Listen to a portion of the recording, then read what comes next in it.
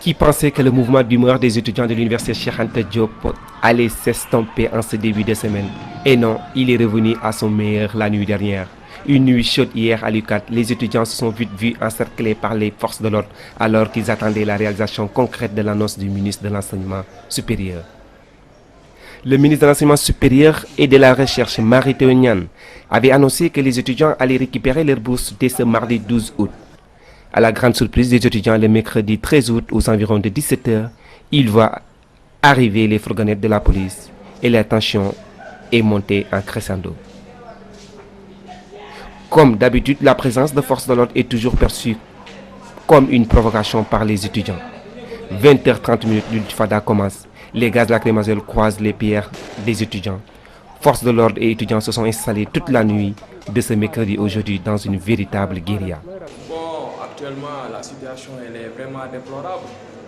Comme vous êtes en train de le voir, tous les couloirs sont quasi désertiques. Parce que tout simplement, à un moment donné, on a vu que les GMI arrivaient vers les 22h et quelques.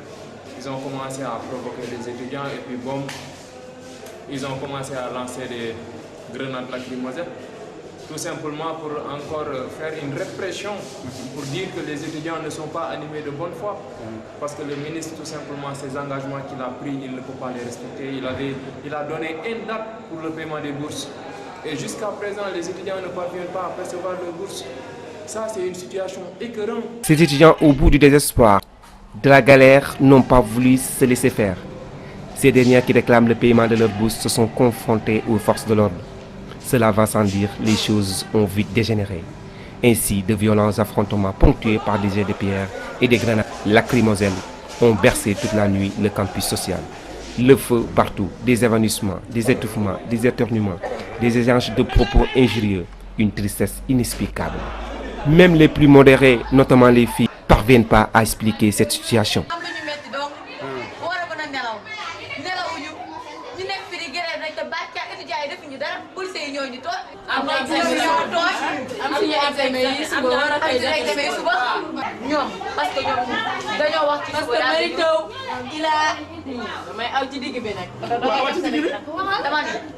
ñoom dañoo waxoon ne tey jii bu ñu xëyee dañuy fay suñu rappel yi ñu xëy fayuñu ko pare indi seen i policiers ca 2 heures nañ ne suñu policiers yu bëri ñu nekk fii ñuy am suñu jaam ak suñu salaam ñu nekk fii sonal ñu bay bëgg a di dañu sànni lu ne te ñoom xanaa bu ñu joxatul xaalis sax may ñu jaam ak salaam ñu mën a ñoo moom suñu xaalis ñoo ko moom waaw fayuñu suñuy bourse on est dans de très mauvaises conditions xool leen suñu chambre bi ni mu ndawee on est surpeuplé. Un soulèvement spontané qui était d'abord sous-estimé, mais prendra rapidement de l'ampleur. L'Intifada a brisé le statu quo qui avait régné ces quelques jours, au prix toutefois de nombreuses victimes.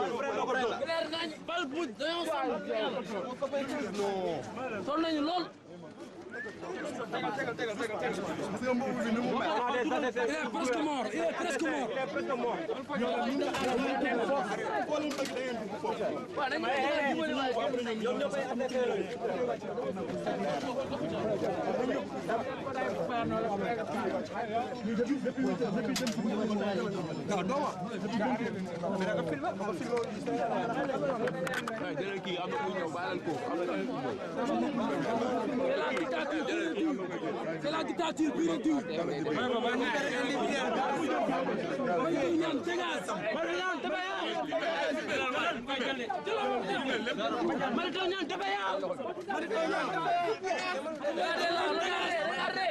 regardez.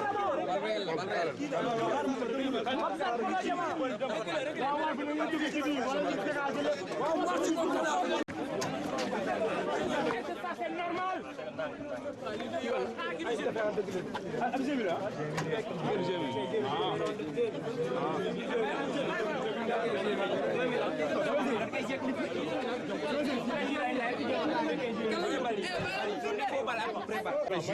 Donc jusqu'à présent, c'est une information qu'on nous a donnée donc tout de suite et que bon, on l'a eu par appel téléphonique. Donc on ne sait pas encore parce que nous ne sommes pas rendus sur les lieux, mais on nous a confirmé que même l'étudiant est décédé. Donc je pense que c'est ce qui est actuellement et il est à la faculté des droits.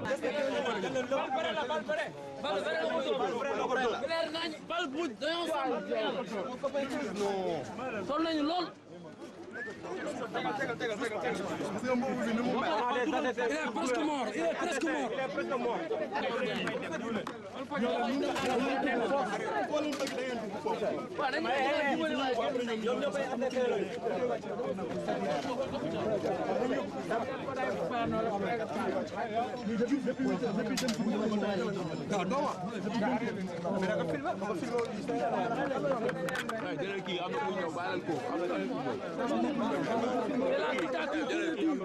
C'est la dictature pure et dure.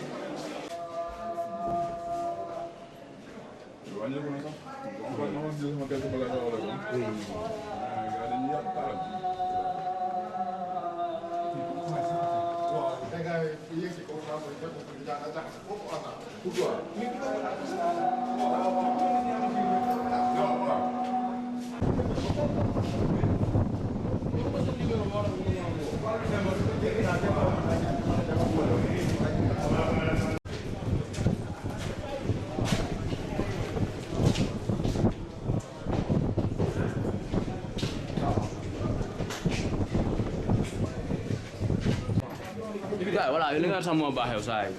loolu yëpp. loolu ci la lépp. Regardez ça, hein? Regardez ce que ces fils de pute ont fait, hein? Tiens, jël li yëpp. ñëw ta chambre jàmm quoi lii mooy génnal. Génnal ma 103. Ça le maintien de l'ordre. C'est ça le maintien de l'ordre. Ils étaient en train de mettre une norme. Voilà, oui, yëpp. xoolal daal yi yàq daal jàmbur yi. Regardez, hein? Regardez. Hein? ñu doon suñu àll bi ne yàq. Nga la plus étudier loolu lay wax di saa jàngatuñu jërëjëf. lii fa la koy waxtaanee lii. non gars yi soldat tamit bu amoon dañuy génn ah. soldat yi moom kenn du toog université kenn du sax fanaan. 5 machines comme ça. Tu vois. Moi, je suis enseignant, j'étais venu ici pour continuer mes études de master 2, mais la fois passée, j'avais récupéré de l'argent à la banque. Je l'ai laissé dans mon sac, je ne l'ai pas trouvé avec mon sac même. Combien? 250 000. Nous sommes de 250 000. C'est énorme ça, regarde. Et ça a disparu à la suite de l'intervention des policiers ici. Avec Bien le sûr portable. que On peut dire que c'est les policiers qui l'ont subtilisé. Bien sûr. Bien sûr. Voilà. Ils l'ont pris avec...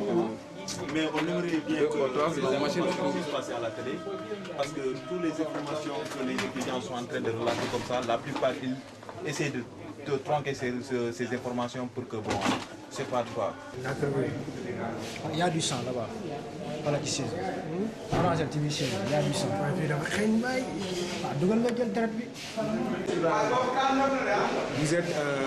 Vous connaissez bien Bassirou Faye?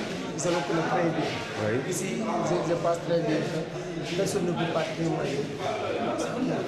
Puisque c'est moi-même qui a pris mais il a fait entrer au centre médical. Je fais partie encore des membres du Croix-Rouge qui l'ont fait sortir encore. Et c'est quoi? Il a été touché comment? Donc sur la tête, comment en fait? Il a été touché sur la tête. Moi, je ne le reconnais même pas parce que la tête est remplie de sang. Je ne le reconnais même pas. Il y a un membre du Croix-Rouge qui habite à Diourbel. C'est lui même qui m'a dit que c'est facile. Parce que je ne le reconnaissais pas. Il y a eu beaucoup de sang, franchement. Puisque je l'ai rencontré, parce qu'avant ça, je l'ai rencontré ici. Il m'a dit que moi, je vais partir chasser, mais je vais partir avec le groupe pour chasser les jeunes parce qu'ils vont entrer dans nos sang. Après qu'il m'a dit ça, il est parti. Il est parti 5 minutes après, je l'ai vu comme ça, et on m'a dit que c'est facile. Je l'ai pris, moi et mes copains, on l'a fait entrer dans le service médical. Et donc, en tant qu'ami aujourd'hui, quel est le combat que vous pensez qu'il faudra mener Non, aujourd'hui, nous avons nos équipes. On a des représentants. On a fait une réunion, on a des représentants. Nous sommes en train de mener le combat.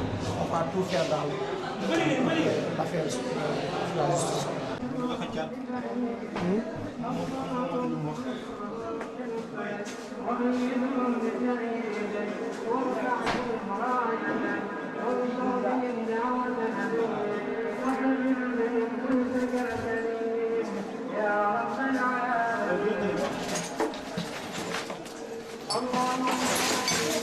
Yo, más fue como una serie.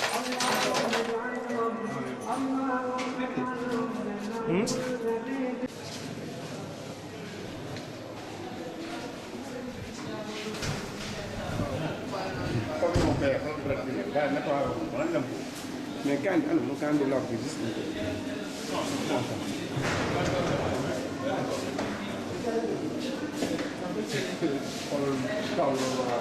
Excusez-moi. Hein? Je peux?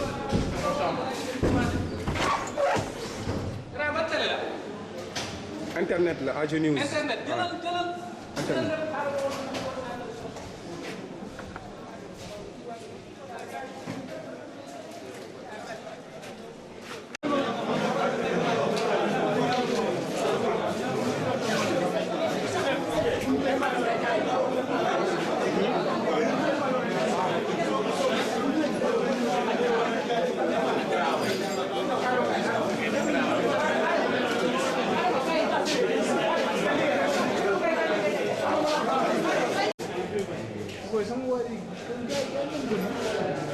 ñaari lacrymogène lañ ko tiré fii mu kii gars yi dugg fekk ko dañ ko obligé téyeloo lacrymogène bi ci loxo yi ñu explosé ko ci loxo yi gisoo deret.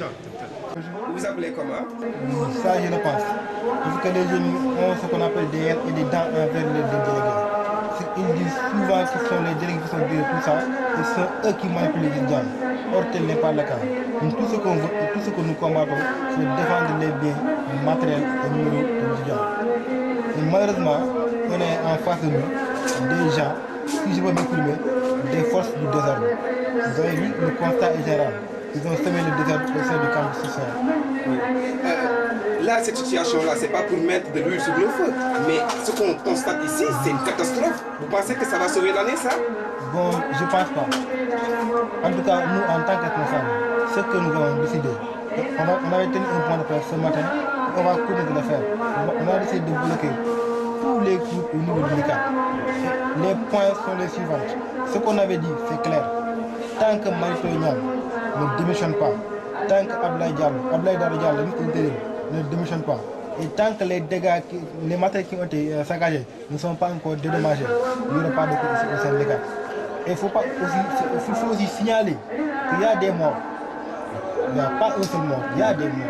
Regarde qui est l'étape principale de Dakar. J'avais évacué un de mes grands frères qui a perdu son œil. C'est un enfant de ma faculté. D'ailleurs, il a fait une opération ce matin. Il y a plus de 23 blessés, cas graves. Donc, attendons-nous encore à des autres morts. Il faut le signaler.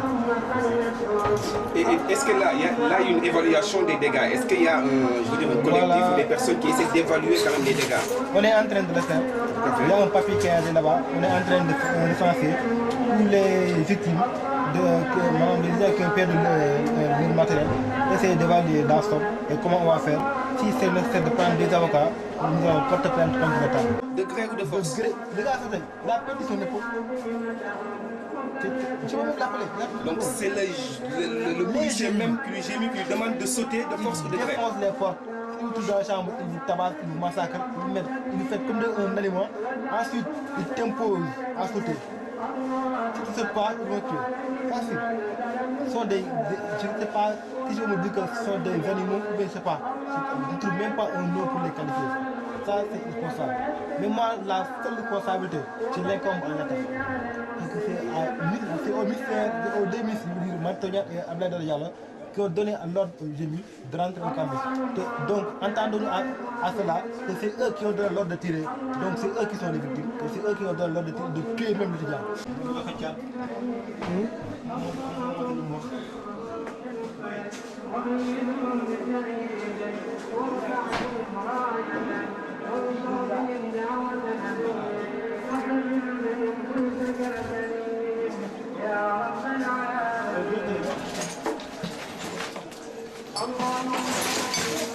yow maa fekk ñu la fi rek.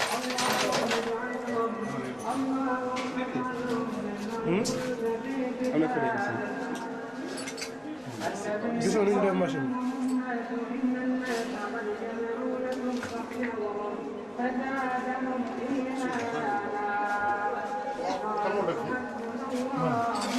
Ok. Grand, bonjour. Bonjour. Vous appelez comment? C'est Jacques Boy. Jacques Boy. Jacques Boy, vous avez en tout cas vécu la situation de ces 3 derniers jours à l'université. Et est-ce que vous pouvez revenir un petit peu sur les détails, sur les moments forts d'ailleurs, comme pour les journalistes? Oui, je pense que depuis le début de l'année, il y a une situation extrêmement difficile liée aux réformes au niveau de l'enseignement supérieur qui ont été initiées par le gouvernement du Sénégal à travers le ministère de tutelle, c'est-à-dire le ministre de l'enseignement supérieur, M. Marito Niane. Depuis le début, les étudiants n'étaient pas d'accord avec les réformes. Et donc, nous étions sur le terrain pour contester les réformes parce que ces réformes ne recoupaient pas du tout les contours de l'intérêt général, les contours du développement humain. Alors, les étudiants ont toujours manifesté pour dire qu'ils ne sont pas d'accord avec les réformes. Et donc, le ministre nous a forcés à signer les réformes. Certains étudiants qui n'avaient pas, évidemment, l'assentiment des étudiants sont allés signer ces réformes. Voilà ce qui a causé évidemment la situation. Donc depuis le début de l'année, il y a eu des perturbations au niveau de l'université. Ce qui fait dire à certains même qu'on devrait invalider l'année parce que nous n'avons pas du tout atteint le quantum horaire. Alors depuis avant-hier, nuit, il y a eu des échauffourées entre les étudiants et les forces de l'ordre. Mais il faut dire que ces forces de l'ordre sont le bras armé de l'État du Sénégal. Donc M. Marito Niane est en train d'user de la violence pour amener les étudiants à surseoir à cette grève. Et nous avons toujours dit que nous allons continuer la grève tant que nos problèmes ne sont pas pris en charge. Et donc, il a utilisé la violence et vous le voyez, il y a eu des blessés à n'en plus finir. Il y a même eu mort d'homme. Donc, c'est avec un cœur meurtri que je suis en train de parler. Exactement, c'est parce qu'au Sénégal, notre police n'est pas éduquée. Ils ont une formation au rabais, ce qui fait qu'ils utilisent la violence. Donc, c'est des policiers stupides et brutaux. Ce qu'il faudrait dénoncer aussi, c'est le cynisme du ministre de l'Enseignement supérieur. Et donc, je vais dire à tous les camarades de ne plus regagner les amphis tant que l'ensemble des problèmes au niveau de l'enseignement supérieur ne sont pas pris en charge. Ces dégâts matériels doivent être payés. L'État du Sénégal devra rembourser tous les dégâts matériels qui ont été saccagés par les forces de l'ordre. Donc nous demandons au ministre aussi de démissionner parce que c'est la seule chose qui vaille aujourd'hui. Il est devenu le problème au niveau de l'enseignement supérieur. Et tant que sa démission n'est pas effective, nous ne pourrons pas regagner les amphis. En mémoire à Balaga lañu defoon fët bu mag